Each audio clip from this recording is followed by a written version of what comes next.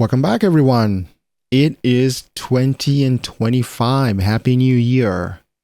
That means, well, if you're old enough to have been around long enough, you saw this 21st century go a quarter of its way already. It is kind of mind-blowing when you think about that, right? Anyway, let's talk about this saying here that you saw on the thumbnail, which is, it's just a means to an end. It looks simple enough, right? None of these words look even slightly out of the ordinary, but particularly the word means, this is not the same kind of mean that you may be really familiar with, as in questions like, what does it mean?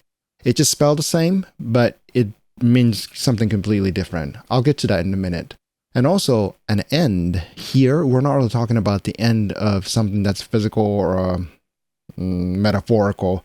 It just means some kind of goal or achievement, your destination, or this is going to be my recurring theme on this account and throughout this year, 2025, it's just your dream. So let's go back to the word means. It just means it's a tool, or it's a method, or it's a way for you to get to your destination or to realize your dream. So put it all together, it just means that this saying is something like, well, whatever it is in the beginning, you're just using this as a tool so that you can actually get to your destination. And whatever it is that you're using as your means shouldn't be your end goal.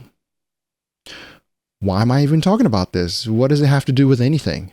Well, in my 13 years of teaching career, I've saw a handful of people, not just a handful, plenty of people really obsessing over really minute details of the English language that they couldn't really get past it, whether it's reading comprehension, whether it's about their pronunciation, whether it's about their grammar. They just refused to just move on. They just couldn't really let go. And as a result, they got stuck, and then that's where a lot of people actually ended up in the end. And I find it to be really sad, because once again, English is a means to an end, right? Whether you want to achieve something like expanding your business internationally, or whether you want to get hired by an international company, or you just want to study abroad somewhere English is spoken primarily, this is just a tool. And it shouldn't be your ultimate goal. So remember this moving forward and stepping into this new year that, well, once again, I'm not really discouraging you to study English or improve it. No, not far from it. But at the same time, just try not to lose the sight of what it is that you're actually trying to get, okay? Like all these examples that I just listed. And I'm kind of repeating myself, but English is just a communication tool at the end of the day. And it's not something that you should be just obsessing over and over, ruminating to a point that you get stuck. All right? It doesn't have to be perfect. As a matter of fact, if you waited until the day that it's perfect, you're probably dead before that. I know that I shouldn't be throwing around words like this on the first video of 2025, but, I just wanted to get some of my points across. All right? So just go out there, all right?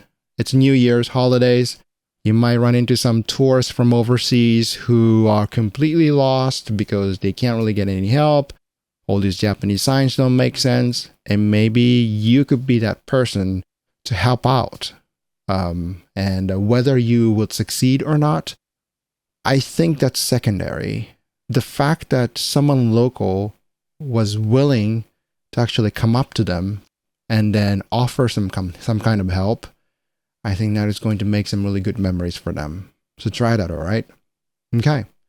I can't wait to pump out so much content on this feed, on this account this year.